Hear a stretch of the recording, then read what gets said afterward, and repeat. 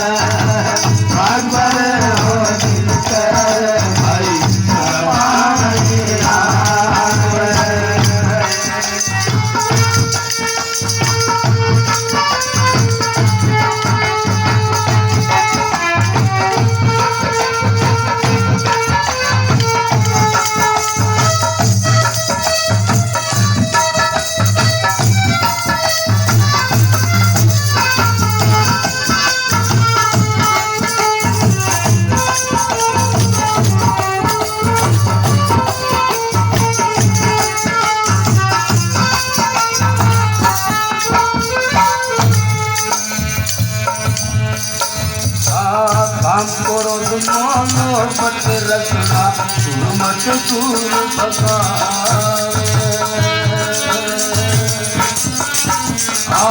काम करो मोनो पत रखना मत दूर भगावे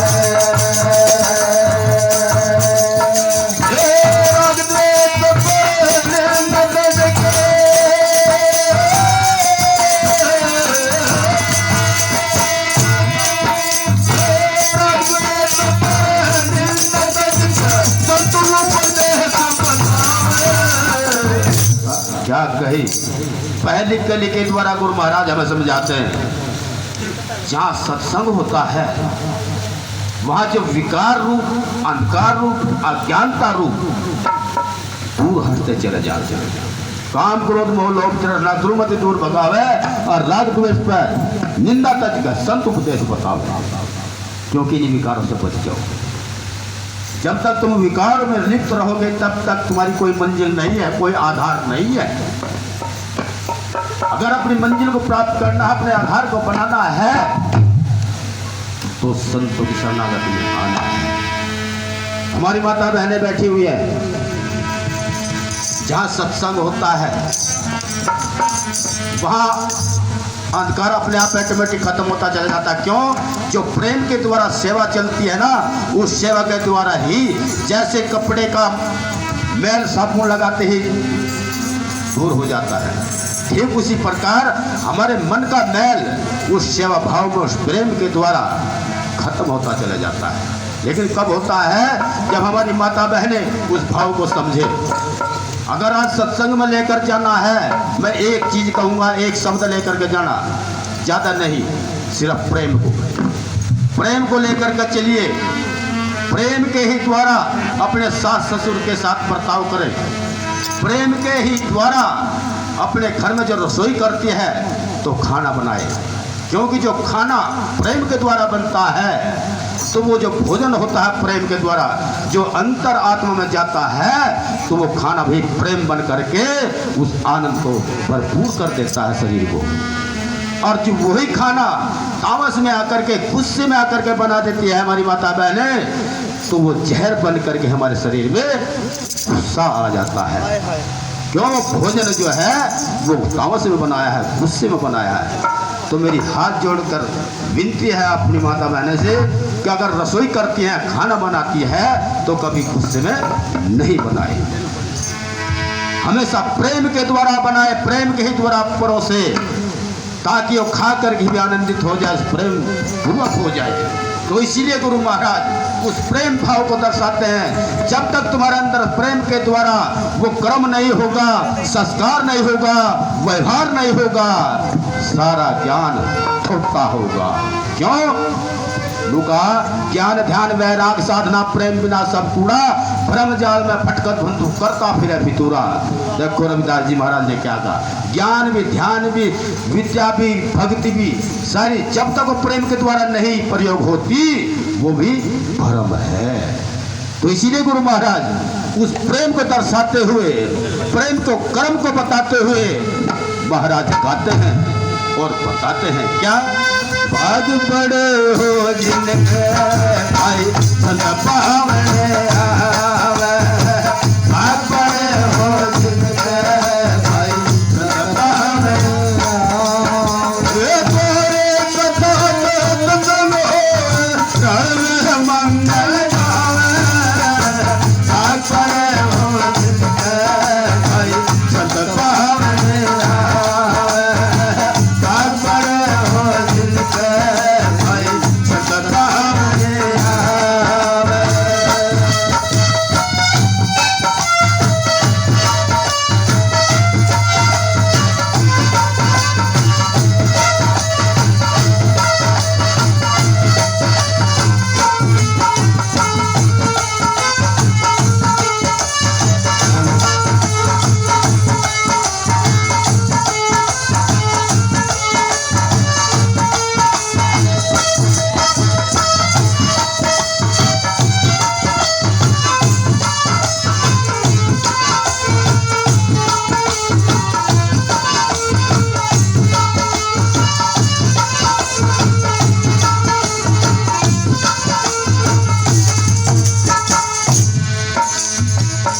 दूसरी कली में उस भाव को दर्शाया है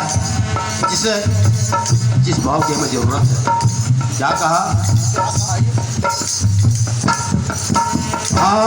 प्रथम चरणामत लेकर जो कोई शीश झुकाए,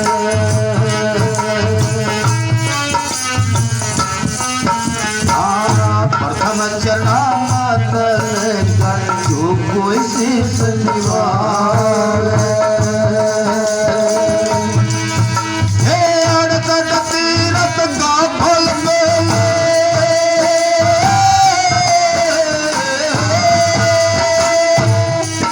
हे अड़सठ तीरथ का फल मिले घर बैठे मिल जावे। दूसरी कली में क्या समझाया गुरु महाराज ने।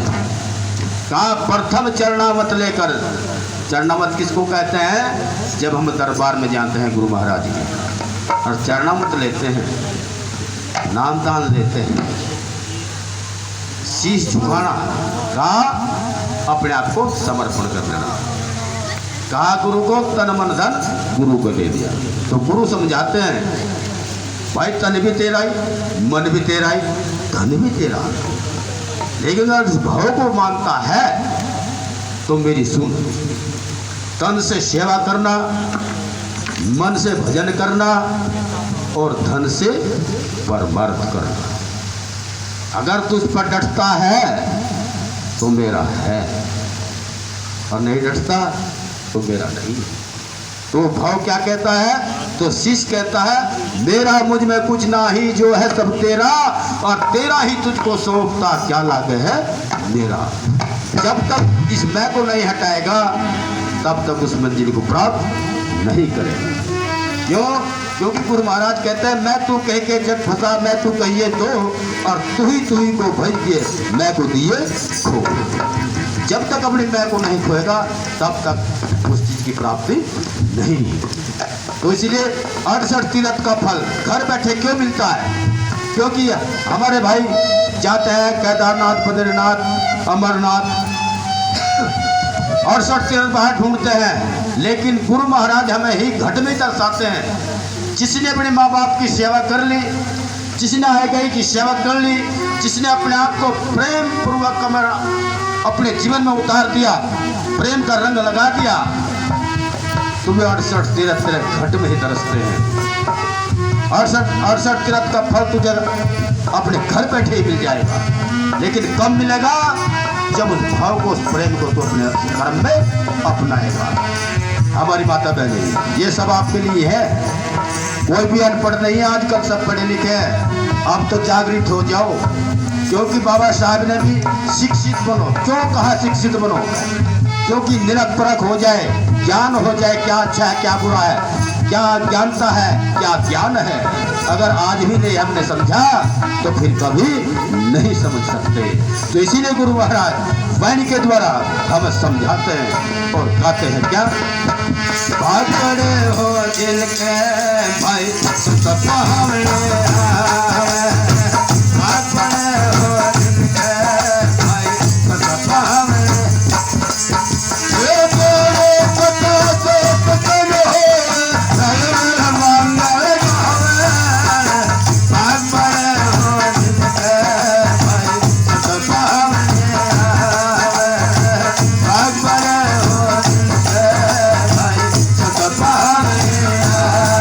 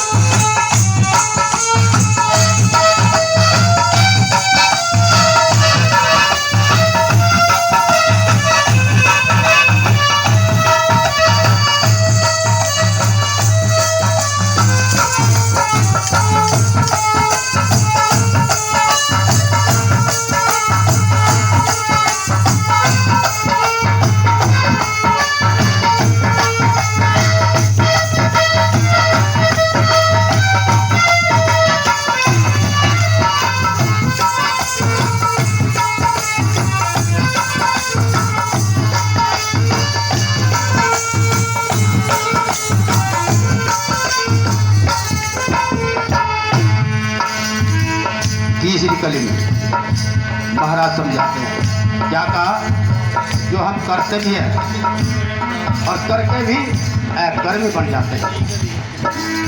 क्या कहा,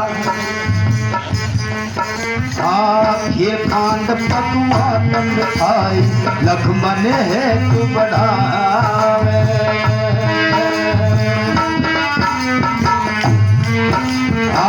खीर खांड पकवान मिठाई लखमन तू बढ़ावे। हे कमेल कर मोटावा,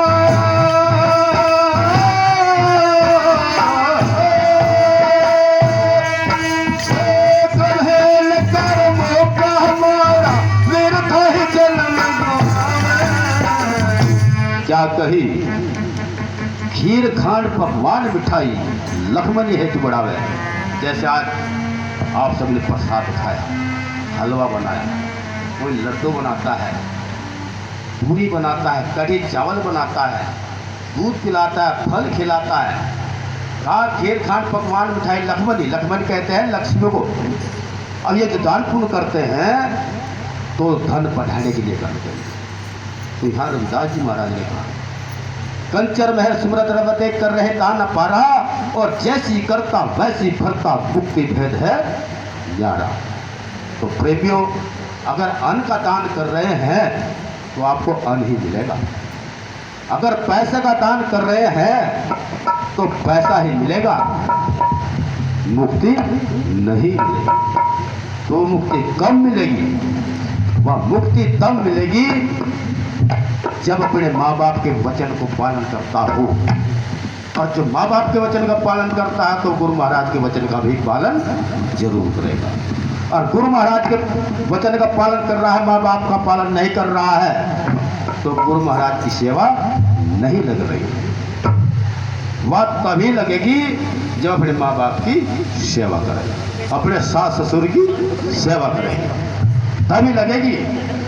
क्योंकि जब तक सार्थक अपने कर्म के द्वारा, संस्कार के द्वारा नहीं होगा, तब तक हम वो प्रसाद नहीं मिल सकता। तो इसलिए गुरु महाराज ने कर्महीन कर्मों का मारा। तो गुरु समनदास जी महाराज कहते हैं, हे मानव, परमार्थ का बीज बोले, अन्य जैसा आया ऐसा ही चला जाएगा। जिसने भी परमार्थ के बीज को बोया है वही कर्म आगे मिलता है, और जो बुरे करता है वो इसको भोगता है। क्योंकि मानव चोला एक ऐसा है जो अपने भाग्य को बदल सकता है। इस मानव चोले को छोड़कर अगर जो और योनियां हैं वे सारी भोग की हैं, वो भोगते हैं।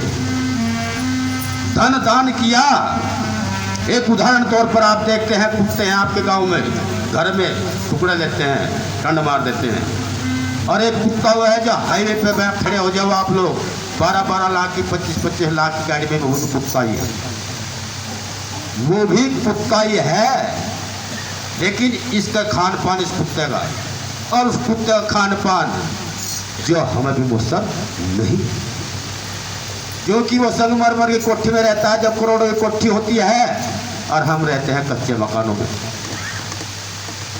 वो फलों का जूस, दूध, बिस्किट, नहाता है खुशबू से, सर्फ से, शैम्पू से, और पाउडर लगता है खुशबू का, छिड़कते हैं, और उनके बच्चे उठा करके गोद में उनको चूमते फिरते हैं। क्या इस कुत्ते को चूम लोगे? नहीं, ये भी कुत्ता है, वो भी कुत्ता है, क्योंकि उसने दान किया लेकिन भजन नहीं किया, तो इसलिए मानव चोला उसको नहीं मिला। दौलत का, कोठी का मालिक बना करके बैठा दिया, तन कुत्ते का मिल गया। तो इसीलिए प्रेमियों, हमें अपने कर्म को सुधारना है, क्योंकि जो हम करते हैं वही हमको मिलता है, अब भी मिलता है और भविष्य में मिलता है, अगले जन्म में भी मिलता है, क्योंकि उसको कहते हैं प्रारब्ध। जो भोग भोगते हैं, जो अच्छा करते करते बुरा हो जाता है, वो प्रारब्ध है, और बुरा करते करते अच्छा हो जाता है, प्रारब्ध। तो प्रेमियों, ये भाव हमें समझना है। तो अपने अंदर, अपनी सोच में कभी भी गलत मत करना, अच्छाई करने की कोशिश करना, तो तभी जा करके हम सतगुरु महाराज की शरणागत में जा सकते हैं, रह सकते हैं। तो इसीलिए गुरु महाराज वाणी के द्वारा हमें समझाते हैं और गाते हैं क्या? बाग बड़े हो जिनके भाई सत पावने आवे, बाग बड़े हो जिनके भाई सत पावने आवे,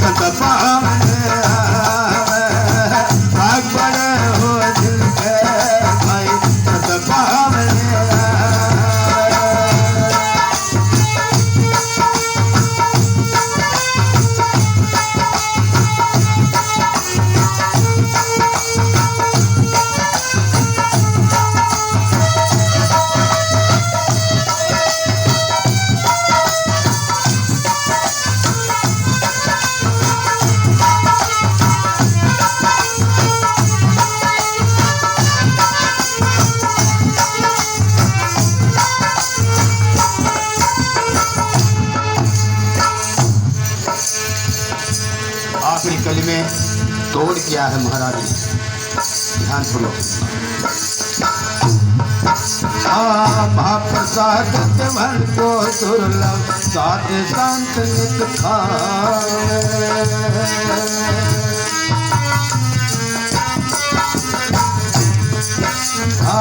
महाप्रसाद मन को दुर्लभ साध संत नित खाए। महाप्रसाद देवन को दुर्लभ, देवन कहते हैं देवी देवताओं को, जिसको भगवान बोलते हैं। ये प्रसाद उनको भी मुसर नहीं होता, इस प्रसाद को ये भगवान भी, देवी देवता भी तरसते हैं। लेकिन इस प्रसाद को सतगुरु रविदास जी महाराज, सतगुरु स्वामी समनदास जी महाराज के आशीर्वाद से आप रोज इस प्रसाद को ग्रहण करते हैं, रोज चखते हैं। धन भाग है उस मानव के जो हमें प्रसाद मिलता है। देवी देवताओं को मुसर नहीं होता। इतनी अच्छी बात सतगुरु महाराज ने हम सभी को दर्शाई है, और जिसके अंदर वो आस्था, वो लगन होती है, वही वो आनंद, वही वो दीदार, वही वो ज्ञान उसके अंदर प्रकट होता है। कब होता है? जब वो लगन, वो आस्था, वो प्रेम, वो अटूट विश्वास जिसके अंदर पैदा हो जाता है, वही सतगुरु महाराज का दीदार होता है। तो इसीलिए गुरु महाराज आखिरी कली में हमें समझाते हैं क्या? महाप्रसाद को दुर्लभ साध संत नित खावे महाप्रसाद तमन को साध संत नित खावे ऊपर ताप सत कर्म से कर्म उदय हो जावे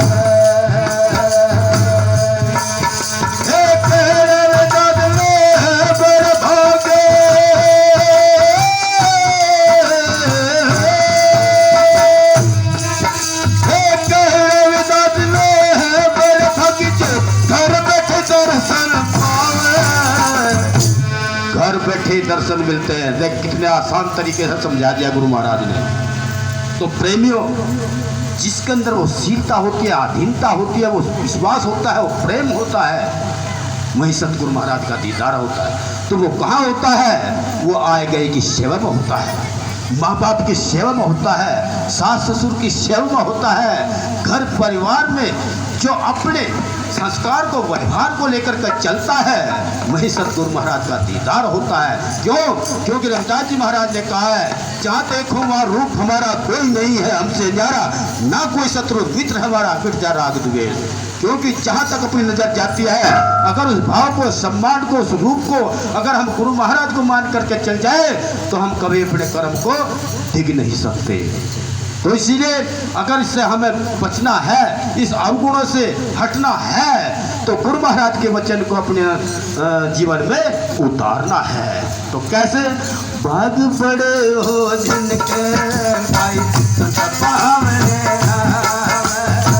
भाग बड़े हो जिनके भाई पावने